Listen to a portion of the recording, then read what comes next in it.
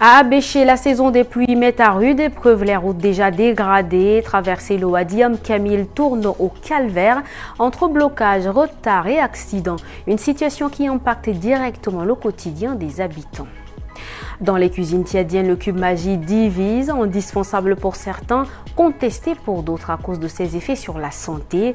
Entre attachement culturel et choix de rupture, le débat prend de l'ampleur.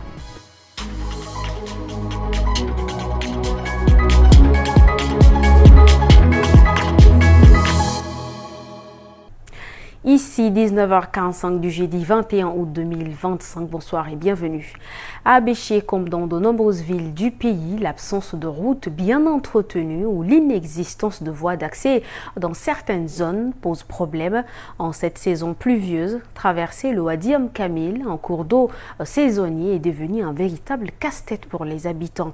Retard, embouteillages, accidents, la situation pèse sur la vie sociale et économique. Le constat de Brahim Madame Issa depuis Abéché, rendu par Atana Indoresi.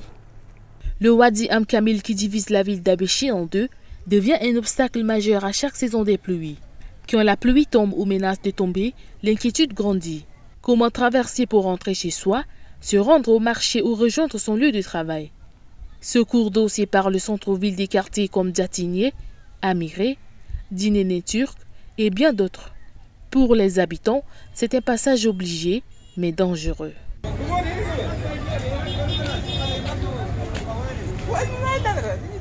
Avec colère et inquiétude, certains citoyens interpellent les autorités locales. Nous souffrons énormément ici. Nous demandons au gouvernement de construire un pont pour que nous puissions traverser plus facilement. Si l'État fait le premier pas, la population apportera aussi son soutien. Lorsqu'un citoyen tombe malade, décède ou même lorsqu'on rentre tard du marché, il devient très difficile de traverser. Aujourd'hui, disent-ils, une ville comme Abéché ne peut plus se permettre de rester enclavée. Les habitants appellent la commune à prendre ses responsabilités, construire des ponts et désenclaver ces zones pour permettre aux populations de circuler sans crainte. Revenons ici à N'Djamena où la lutte contre l'insalubrité se renforce. Le maire de la ville a procédé ce jeudi à la remise officielle de 8 mototricycles destinés aux communes des 3e, 5e et 6e arrondissements. La cérémonie s'est tenue au canal des Jardiniers dans le quartier Ardeb Djumal en présence du directeur de l'AFD et de plusieurs personnalités. Guémé Moussa, Abakar Lambert, Habib Anguidi. 8 tricycles remis pour un même objectif, améliorer la collecte de déchets dans les quartiers de la capitale. Cette dotation s'inscrit dans la première composante du projet PACASH qui vise à structurer la filière et à rendre durable la salubrité autour du canal des Jardiniers. Au-delà des engins, l'initiative vise à renforcer l'efficacité du dispositif de gestion des déchets déjà amorcé avec la mise en place des centres de transfert à Paris-Congo et Ardeb Djumal, inaugurés en juin 2023. Ces efforts traduisent la volonté de notre partenariat de soutenir de manière cohérente et complète toute la chaîne de gestion des déchets. Au-delà des équipements, c'est surtout les femmes et les hommes acteurs de terrain qui sont au cœur de cette transformation. Vous, précollecteurs, êtes les premiers maillons de cette filière. Votre rôle est indispensable auprès des maires d'arrondissement. Sans votre engagement quotidien, il n'y a pas de collecte efficace, donc pas de transfert possible de déchets et donc tout simplement pas de ville propre. Ce geste traduit l'engagement du gouvernement tchadien et de ses partenaires à lutter contre l'insalubrité dans la capitale. Ces tricycles qui sont garés depuis un certain temps et qui attendaient tranquillement la présente cérémonie de remise officielle, aujourd'hui deviennent une réalité et pour vous, c'est un avantage de plus. Et je dirais que cela s'inscrit à la suite des 2 centres de transfert qui ont été construits. Le directeur de l'AFD l'a évoqué tout à l'heure, à Ardeb Djumal et au Paris-Congo. Et donc c'est un maillon supplémentaire qui vient s'ajouter à la chaîne dans le cadre de la gestion des déchets au niveau de la ville de N'Djamena. De son côté, la maire du 6e arrondissement, Mme Zenaba Edith, a exhorté les précollecteurs des déchets de la zone d'intervention de PACASH à utiliser ces équipements de manière optimale. Et puis à Pala, chef-lieu du Mayo-Kébi Ouest, une dizaine de présumés bandits de grand chemin et une complice ont été présentés à la presse locale ce jeudi. La cérémonie s'est tenue au gouvernorat en présence des autorités civiles et militaires de la province. Ils sont une dizaine, âgés de 25 ans à 30 ans. Ces jeunes ont été appréhendés par les forces de défense et de sécurité en pleine opération de patrouille. Ce mercredi, ils ont été officiellement présentés au gouvernorat par le délégué général du gouvernement auprès du Mayo-Kébi Ouest, Abdelmanan Katab. Selon le commandant de la Légion numéro 12, Kalimi Ousmane, ces individus ont été pris la main dans le sac. Leur spécialité, le vol d'engins, la multiplication des faux billets de banque et d'autres actes de grand banditisme. De son côté, le délégué général du gouvernement, Abdelmanan Katab, salue le travail abattu par les forces de défense et de sécurité. Il y a une femme complice.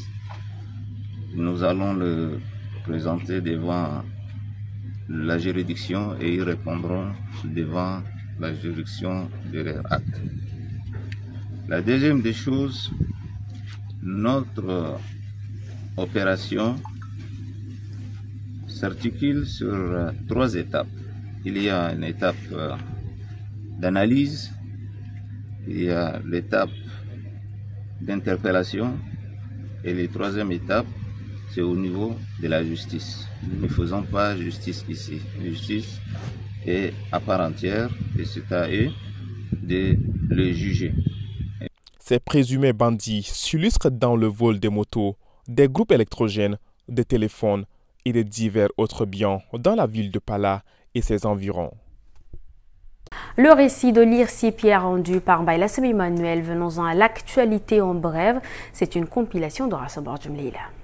Le président de la République, Mahamat Idriss Déby Itno, a présidé ce jeudi un conseil ordinaire des ministres. 3 projets de décret et un projet de loi inscrits à l'ordre du jour. Il s'agit de la ratification de la Convention Médicrime contre la contrefaçon des produits médicaux par le ministère de la Santé publique, la création de l'École nationale supérieure de police par le ministère de la Sécurité publique et de l'Immigration, l'approbation des statuts de la Société tchadienne d'électricité par le ministère de l'eau et de l'énergie, ainsi que l'affectation d'un terrain de 7000 m² au quartier Amsinéné au profit de la caisse de retraite des militaires par le ministère de l'Aménagement du territoire, de l'urbanisme et de l'habitat. Le Premier ministre ambassadeur Alain Bayalina a signé ce jeudi 21 août la lettre nationale de la Commission nationale en charge du désarmement, de la démobilisation et de la réinsertion. Ce document est stratégique élaboré pour guider les efforts de désarmement et de réintégration des ex-combattants permettra de transformer une page douloureuse de l'histoire du pays en une opportunité de réconciliation, de développement et de stabilité. Pour finir, une crise alimentaire d'une rare gravité secoue la prison de haute sécurité de Fada, chef-lieu de l'Enedi Ouest. Un détenu est mort de faim et plusieurs autres gravement affaiblis ont dû être transférés à l'hôpital pour une prise en charge médicale. Face à l'urgence, la population locale tente de se mobiliser pour nourrir les prisonniers dans l'attente d'une réponse des autorités. Chaque saison des pluies dans la capitale tchadienne rime avec des brouillardises. Alors que les averses se multiplient, le plastique imperméable s'impose comme une solution pratique, mais aussi comme un véritable business pour de nombreux commerçants. Reportage de Guémé Moussa, Bakar Lambert, Nguena Oudoum Cynthia. Il suffit d'un orage pour les voir. Les vendeurs d'imperméables jetables envahissent les carrefours, prêts à saisir chaque averse comme une opportunité. Sous une fine pluie, ils sont partout, proposant leurs articles aux automobilistes et aux passants. Un petit commerce occasionnel, mais qui nourrit son homme. On se débrouille de passe-partout. On nous appelle ici, on vient travailler.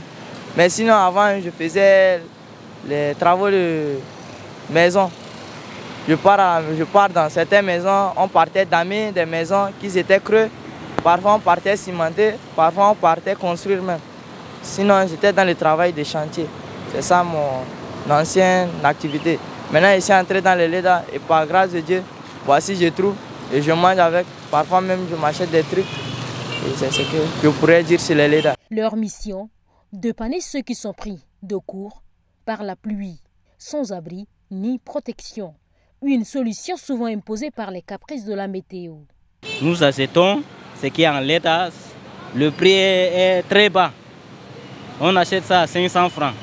Il arrive des fois aussi à 250. Tu tombes sur un bon client. Et celui qui est un peu lourd, ça coûte au-delà de 5 000, des fois 5 000 francs, au-delà de 5 000 francs. Donc ça dépasse vraiment notre capacité.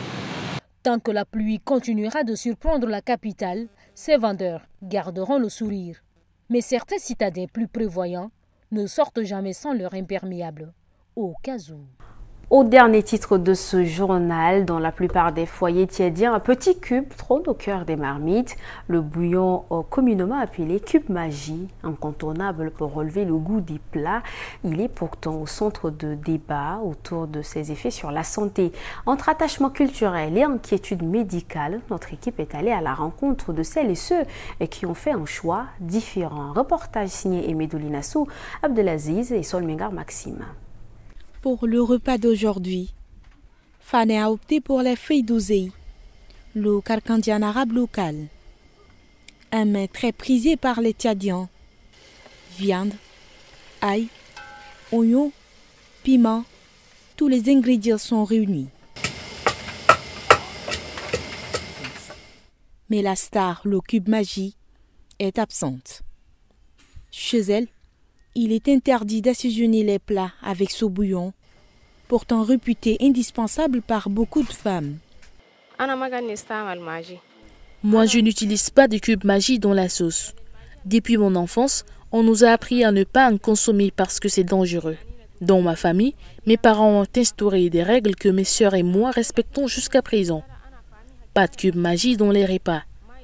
C'est une tradition qui nous a été inculquée dès le bas âge. Présent dans presque tous les repas, le cube magie est devenu incontournable dans les foyers. Pourtant, selon certains médecins, il pourrait être dangereux pour la santé. L'utilisation de fois de 3 à 4 dans la sauce dépasse déjà la quantité journalière recommandée par l'OMS. Et l'utilisation excessive de sel réunit les conditions pour développer les maladies qu'on met dans le grand groupe de maladies cardiovasculaires, le risque des maladies cardiovasculaires.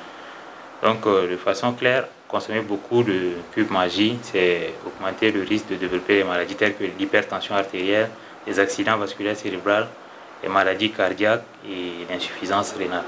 Bien avant l'arrivée du cube magie dans les habitudes culinaires, c'était le grain de néré, le sel germe, qui régnait en maître. Et il reste encore utilisé aujourd'hui dans certaines familles. Aimé Dolinassou, c'est avec vous que nous fermons cette édition. Merci à vous, chers téléspectateurs, de l'avoir suivi. Prenez soin de vous. Bonsoir.